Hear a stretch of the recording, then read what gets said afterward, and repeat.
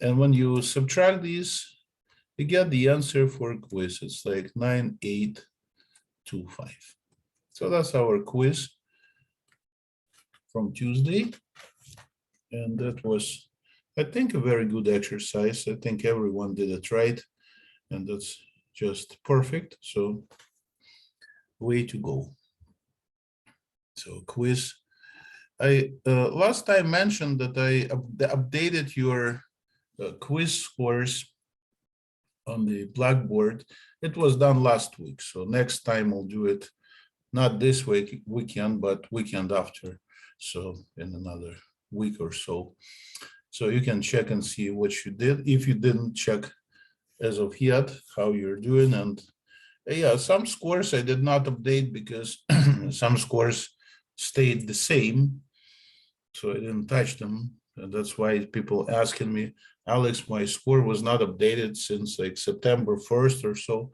Well, because it stays the same. So I didn't update it. So you can always see if it changed or not. If it didn't change, it's great. Then you're doing just perfect.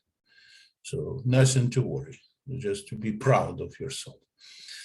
So anyways, we had this chapter 3 started, and I guess I'm gonna take a look at the other exercise here in the section where they utilized little tables, and maybe I'll do a group of problems that related to the blood categories.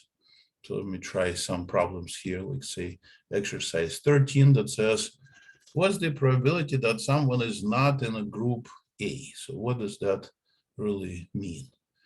Well, I guess we should be aware of the story for this exercise so we can be able to, yes, I started to record, but thanks for reminding. Yeah, I already record. So for exercise 13 that says probability that it's not A, you can just subtract probability of A from 1.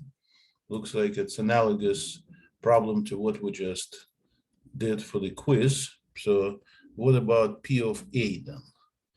Well, here they talk about the sample size of 100 people, so we can call it as N. That's what we always use for a sample size, right? And if you're dealing with a group A, which is here, then it'll be 40 out of 100. People will say it's 0.4 or something. So you can subtract 0.4 from 1 and get 0.6. So it looks like for this exercise, you just care about one group, and then you can subtract it from 1. Or on contrary, you could have approached it directly. You could have, good morning, you could have just taken the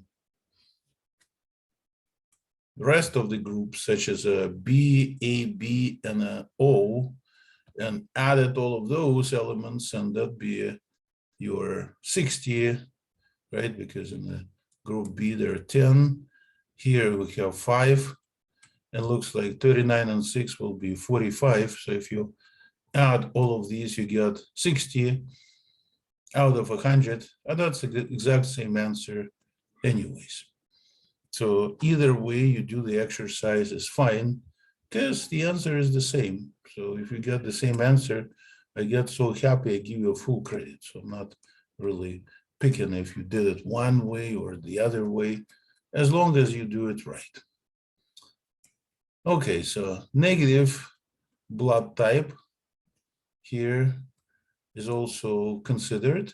So what they're talking about now is this negative, and negative blood type appears in each group here. So how many of them out of 100? Well, let me just add. So I get 5 for group A, 2 for group B, right? 1 for AB, and finally for O, it's 6. So that many out of 100. It looks like it's going to be 14 hundredths. And again, I think it's more convenient to just write it as a decimal 0.14, which is better than if you start to reduce this fraction. That's not going to be much fun, and it's not really going to be doing much with statistics, right? So it's some arithmetic, but for all we care, we just need statistics.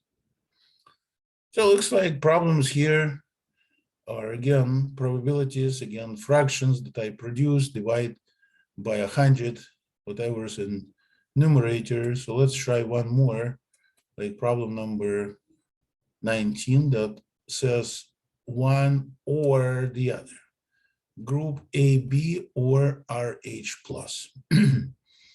Okay, so it looks like I need to get a group AB, which is here, right? Or RH plus. So now I need this RH pluses to pull out from every other groups. So we got these here, and now I can write number 19 solution. So that's a probability AB or RH plus, positive. Okay, so we have two pieces to combine. So I'm gonna, out of 100 again, as usual for all of these problems, 100 is denominator. So I put AB is, looks like 4 plus 1, right? It's 5. Or, so I start adding the stuff that is not present here. So I go with O, which is 39. Next is group A, which is 35. And finally, in B, we have 8. So it looks like we just select numbers and add them all together. And if you're not sure how to add these, well, use a calculator. Make sure you get the right answer. So you can put a numerator, there's 5 and 39 and 35 and 8, right? And then in the parentheses, I divide by 100. So you get yourself the answer, 0.87, and this is it, 0.87. So another calculation. Well, it looks like we keep producing those fractions, and that's the subject matter of this entire section. And I guess I'll try to check out the next one. See what's going on when we have the probability of the case when you repeat experiment more than once. Let's see what is going on here. So I'm looking at the case right now when we have the probabilities of experiment that being designed from 2 steps. First step is answering question in the form of true or false. So that's the first step. So next step will be a multiple choice question, and there are 5 possibilities: A, B, C, D, and E. I'm sure you're familiar with this multiple choice exams. So same 5 possibilities for the second answer are also possible when you answered F for the first. So we have this same 5, right? If you answered false, like that. So I just produced a tree diagram, and I actually listed 10 possible outcomes here. Notice that 10 total choices are here because they're like T with A, so it's right there, and so forth. So they didn't go through the tree, but they just listed those 10 possibilities. Well, so they say, what's the probability to get the correct answer if correct answer T and C? So looks like if you know that correct answer should be T with a C, well, there is only one such a selection out of 10, right? So total is 10. And out of this 10, there is only one choice that I care about when both of them are correct, and that's 1 out of 10. That's how we used to do this problem. So the point of this section is to actually do it a little bit differently. The point is not to bother with all of that, because that's a lot of writing. What they do is they find the probability of T. Notice if you have 2 answers, and the chance that you guess it correctly will be 1 out of 2. Analogously, if you have multiple choice, 5 answers, the chance that you guess C correctly is 1. 1 out of 5. Notice that they assume that you have no idea about this question, so you just randomly take a guess. So out of 5 for second question, there is only one chance that you will guess the correct one. And please notice that when you multiply 1/2 by 1/5, you get exactly 1/10, which is the answer here. So the point of story was that you don't have to list all of the possibilities like you did before. You just multiply 1/2 by 1/5, and that's much faster. And that actually works for those examples where you cannot possibly list all of the possibilities. I say, why not? Well, because there are usually just too many of them. Let's say you repeat experiment 100 times. So if you start to list all of these possibilities, it'll take you forever. The whole weekend, you will be listing those possibilities just to do one problem, but you can do it much faster just to use that so-called multiplication rule, to just take and multiply these 2 things together. And that's what the little formula they coming up with says. So if you have probability of A, and then you repeat again experiment, and you want to get a B, then it'd be a product of P of A and P of B. So probabilities are being multiplied. That's the formula for this section. Again, if you repeat experiment more than one time. I want to say one thing which is a little bit different out of this class. I'm going to teach a college algebra class in the second half of this semester. It's 8-week, the second half, so it's 8-week 2. College algebra, it's MAC 1105, MAC 1105. If somebody needs that class, I recommend you to sign up. And this is a Saturday class. I say Saturday. Well, I'll be able to record lecture. And then if you don't want to do it on Saturdays, it's just a couple of hours, I think 10 to something, 12. So if you cannot do it on Saturday, it's fine. I can let you watch this lecture throughout the week and then send me whatever quiz we had or whatever on it. So I don't think it'd be a very challenging class.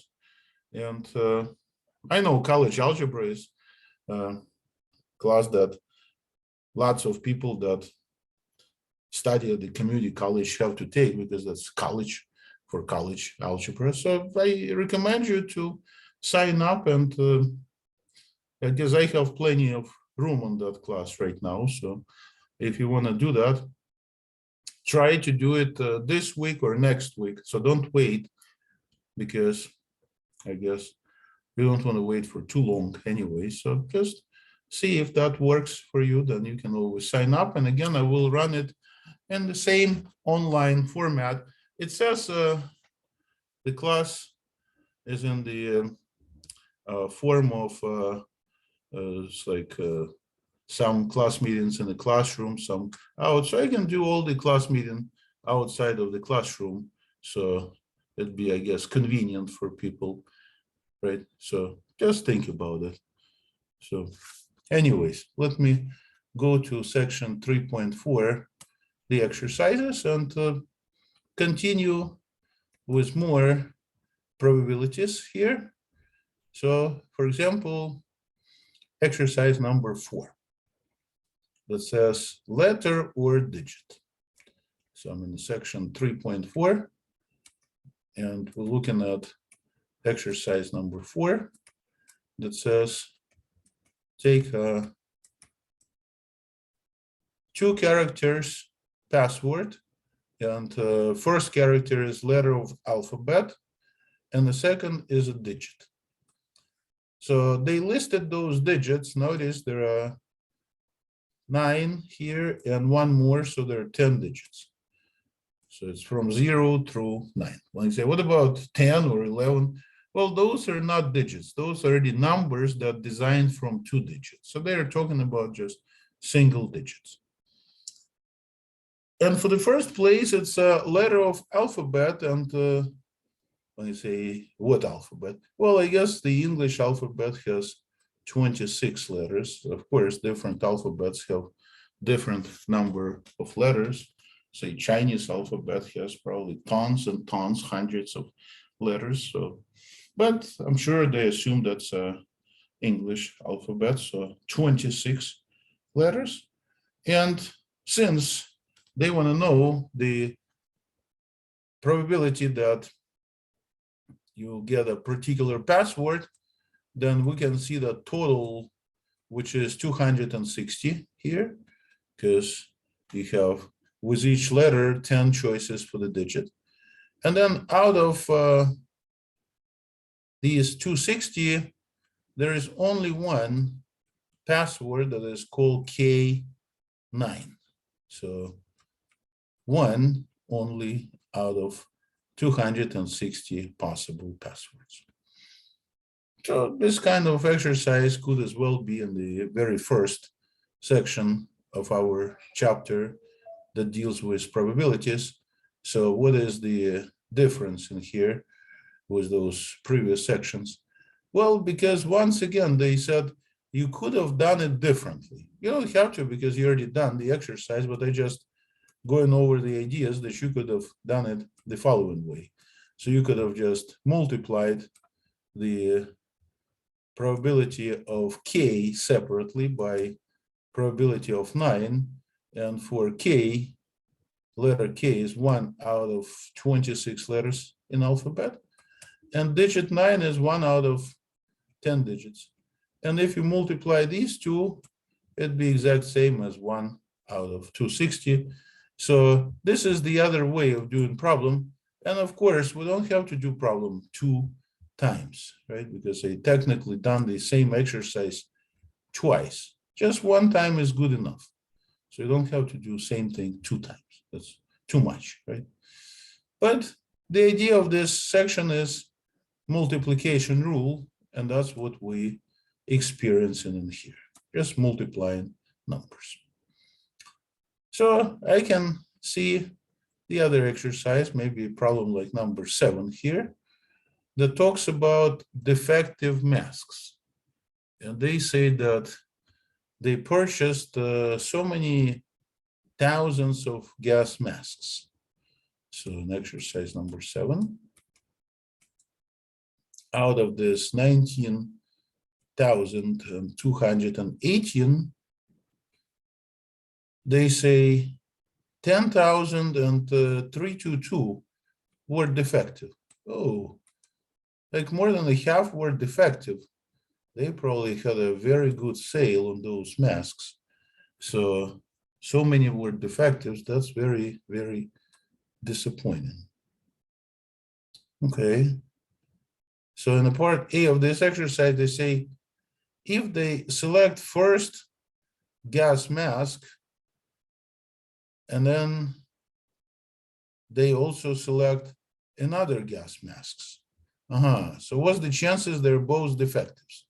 So what's probability that one is defective and another one defective? So I'll multiply, right?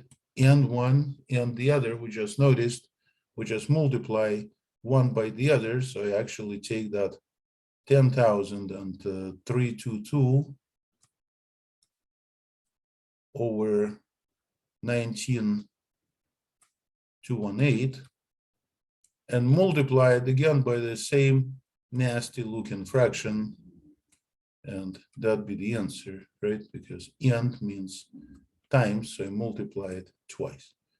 Some people can say, Alex, you don't have to enter it twice, you could just square it, right?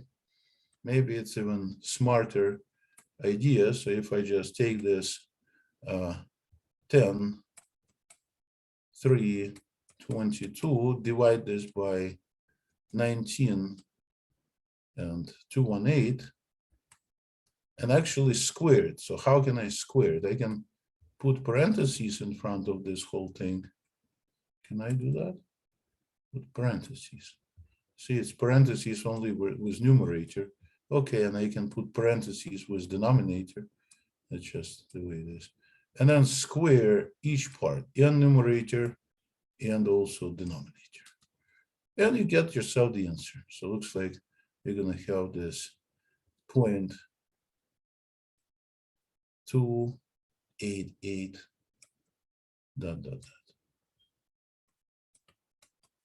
So you could get the answer in this exercise just by squaring the same exact value. So once we select one mask and then we select the other mask, and then they say we replaced. So we select one mask and then for some reason we replaced it before selecting the other. When you say, why would we replace it? It's a bad mask. Why do we need to put it back in the batch? So please notice this doesn't seem to make much sense in a real life situation. And that's why they actually have exercise part B for us. They say, it makes no sense to replace. Why don't you just throw it away? Because that's a bad mask. So what's the probability that you select both defectives, but you not replacing the first one? What does that mean? Well, you still have out of 19,218, right? 10, 322. So you get this fraction to select first mask. What happens then? You throw it away. It's bad mask. Why do you need it? So when you throw away that bad mask, you no longer have 19,218 because you have already selected one. So your total changed. Your total now is 19,217. You see? And similarly, you no longer have that many defectives because you already selected one and you threw it away, so there is one less left. So you get a 10, 3, 21. So you need to multiply these two fractions together and then see what's gonna change if you do that. So let me try to do this. So I'm gonna have first fraction. Maybe I'll put parentheses for just in case. So it's 10, 3, 2, 2. That's the same thing, divided by 19,218, right? But then I put parentheses and multiply by another fraction, and that'd be 10, 3, 2, 1 divided by 19,217. Do you think it'd be much of a difference? 217. I don't think so, because it's really pretty much the same number. But please notice that if you start to consider some more digits, they're not going to be the same, right? So one can say, so pretty much the same probability, 0.288 dot dot dot, but if you start to check the digits beyond first one, they're not going to be the same, because one case it's 6 and the other it's 7. Well, but again, it's still pretty much the same probability, but well, that's the answer of part B. So it is not really exactly the same. It's a little bit different. So you can put this digits farther. So I got this 477 here for the first one. But for the second one, it's 464, right? So this is a little bit different. And then I've got the answer in here. And then they, in the part C, say compare. So that's what we just did. We compared those results, part C. So we saw they're not the same for sure. So what about part D? It says, given a choice between selecting with replacement and selecting without replacement, which one makes more sense? So would you put that defective mask back in the batch of masks and then started to select again, or would you just throw it away because it's defective, has no use anyways? Well, I say, well, it depends on the purpose. If I want to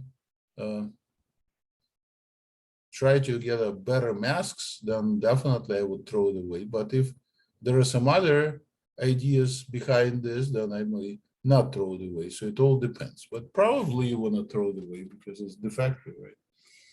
So anyways. So it looks like we have this exercises that multiply probabilities, one by the other.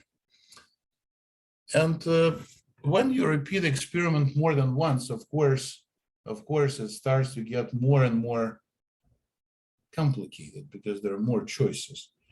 So you cannot really draw the tree diagrams, but we can just get used to this ideas of producing fractions. So let me get maybe exercise 10, one more here. Today, I just want to start this section because I know it may seem to be a little bit different with what we did because we repeat experiments, but a little by little, I want you to just get used to this multiplication rule, which is the one above. That's pretty much all we have here. So in problem 10, they say, in the Senate, 13 women and 87 men. So 13 women, 87 men, and the total is 100, right? So that's 100. That's what they considered. Okay, so if lobbyist for tobacco company selects 3 different senators, so what's the probability they're all women? So what's the probability that we have a woman and a woman and a woman again? So it looks like we'd be multiplying according to our multiplication rule, but we need to be careful. What are we multiplying? Because for the first selection, there are 13 women out of 100 senators, so that one is pretty straightforward if I select the first person. Well, I need to select 3 different women. I don't want to just bring one woman And they'll say, so where are the others? We need 3. We'll say, no, I selected the same senator 3 times. So that's the one that I selected. Say, no, we need to have 2 more. We need different people. So once you selected one of these people, 99 will remain for you to select the second one, right? Because you cannot touch the first one already you selected. So 12 women will remain because 1 woman is gone. So we have only 12 remaining. So that's the next one. And then finally, when I go for selecting of the third one, analogously, I'll have 1 less to select from because we already chosen 1. So it's 98 left. And also not 12, but 11 women here for me to choose. And multiplication rule says, Alex, you need to multiply these 3 fractions just like that. So let me do this. Let me multiply them. So 13 divided by 100. Now I want to multiply it times by another fraction, which is 12. Oh, I don't have to put parentheses. I could just do it like that, right? 99. And then finally times 11 over 98. I love this calculator. It just so nicely shows whatever you need to calculate, right? So I recommend that you check it out, this Desmos. So we have 2 zeros and then 176 ... So when I look at such a probability level, which is less than 1%, actually a little bit more than 1%, I would say that this is unlikely to have such a selection. So somebody probably purposely selected women, because if it wasn't on purpose, then chances of it very, very low. So I don't think it would happen if you were selecting them at random, right? So looks like before we do the next selection, our sample changes. And that's the key idea in this group of exercises, because after sample has changed, well, you need to make sure you no longer deal with the same fraction, but also change it a little bit. Again, today I just want to give you a first flavor of this, and we'll do definitely many more of these problems next time, because I know they require some time to get used to. So let's try one more, and then we'll return back to something nicer. So how about exercise number 12? It says birthdays that coincident. So in problem number 12, the couple attracted media attention when their 3 children born on different years were all born on July 4. How about that? So what's the probability that a child is born on July 4? So just put 4. Well, looks like out of 365 days, how many Julys 4 in a year? I guess only 1, right? And then again, next child is born on July 4 again. So again, out of 365 days in a year, there is only 1 4th of July. And there's a third child. How about that? Third child also born on the same day. So the next year, again, 365 choices, and there's only 1. Well, you say, so you could just cube this. You don't have to re-enter this again and again. Yeah, I could just raise it to the power of 3. So let me get a calculator and get the answer here. So I'm going to put this 1 over 365 in the parentheses, and then raise it to the power of 3. I say, how do you raise to the power? What is that you just clicked? Well, here's the choice for power. A to the power of B. Once you click it, it will enable you to put this in. And also, the number I produced looks pretty odd. I think we already saw this type of notation once. It means that I have to move decimal point 7, actually 8 places. 4, 5, 6, 7, 8 places to the left, right? And when I move decimal 8 places to the left, I have to put so many zeros in front of this tool. There'll be 7 zeros. I say, why not 8? Well, because you make one move and then 7 more zeros you put in front. So the actual answer is going to look like 7 zeros. And then this 2, 0, 5. There is no chance this is going to happen, right? Probability is way, way less than 1%. So this is definitely very surprising that this happened in real life, because probability for that is very, very close to 0. Someone can say, Alex, what if I just leave this answer for you like that? Would you accept it? And the answer is yes, because that's the same thing. I understand that this is the same thing, so I don't have a problem with that. But I just want to make sure that you understand what this means, because sometimes people see this, they panic, they shut down computer and run away.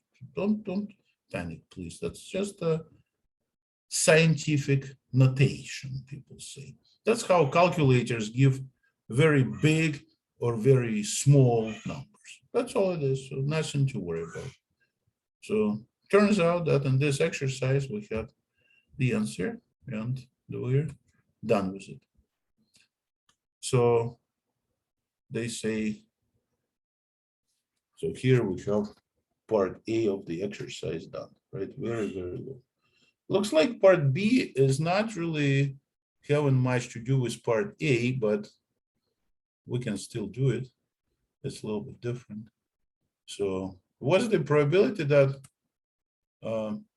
two people selected have same birthday? What's the probability for part B that people have same birthday? It looks like out of 365, now I need to say, pick on one person's birthday. Let's say it's 1st of July, or 4th, or 10th, or January 1st. So one person can have birthday at any day, right? So what's the chances that the other person has exactly the same birthday? Well, one day is booked, right, by first person. We don't care what day it is, maybe January 1st. So what's the chances that second person out of 365 chooses the same day, that one day only? Well, that's 1 out of 365, right? We say, but there are two people. Yes, but for the first person, we don't really care what birthday is. What day doesn't matter. We just care about the second person. That's the key idea in this exercise. So first can take any day that person likes, but the second must, out of 365 days, select exactly the same day. It's only one choice. So this is worth to think about, and I know this is not very obvious, and that's why I'd like not to continue with this, because I want you over weekend to give it a thought. Try to do the same problems again, because some of them may not be that obvious when you start doing them yourself. So I'll just stop at this stage of the section, and I will continue with this section, of course, next week on Tuesday. And now I'd like to do a little problem, a nice problem for you, and then give you a quiz similar to this exercise. So I just saw a nice problem like exercise number 3 that talks about a coin and a die. So what you do is you look at the probability of getting outcome of tails and 3 when coin is tossed and a die is rolled. So what is going on here? Well, you have a coin, head or tail.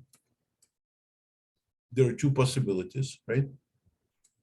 And for the die, for that little cube, remember we already worked with it, there are 6 sides in it, right? We have 6 choices. So you can have either 1 or 2 or 3 or 4 or 5 or 6. So what they are interested in is to get a probability that someone gets a tail for the first and that someone gets 3 on the second. So what be the answer? Well, for the first one, for the coin, out of 2 choices, right? There are 2 choices here. I have only 1 tail, this one, right? 1 out of 2. And then for the die, out of 6 choices, I have only 1 3. So it's 1 out of 6. So if you multiply these two, you get 1, and 2 times 6 is 12. So this is my result. Right. So probability of tail and then 3. So I can ask you something similar. What's the probability that you get a head and 6? So can you calculate for me for the quiz the probability to get head and 6 on the same exact experiment? And the hint is look above, look above. It'd be pretty much the same thing, right? So that's our quiz for today.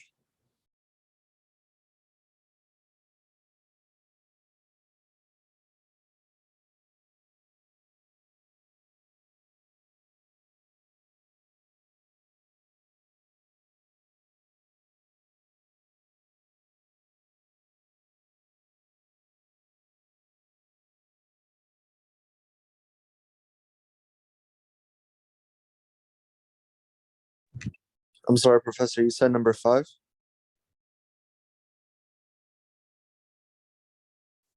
The exercise is number 3. But you need to find probability of head and 6. Same as exercise number 3, but different, little bit different question. Exercise 3 setting, not 5.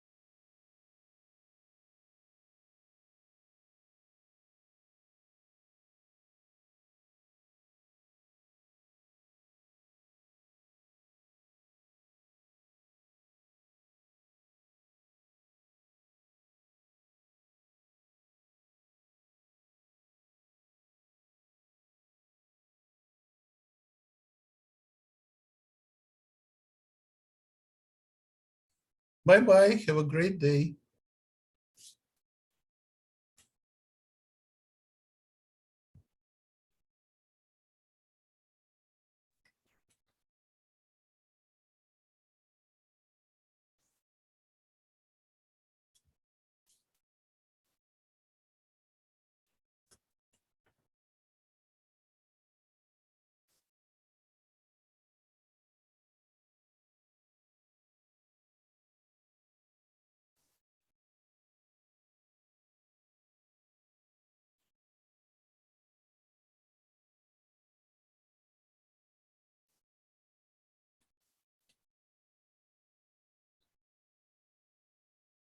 Bye-bye. Have a great day and have a good weekend.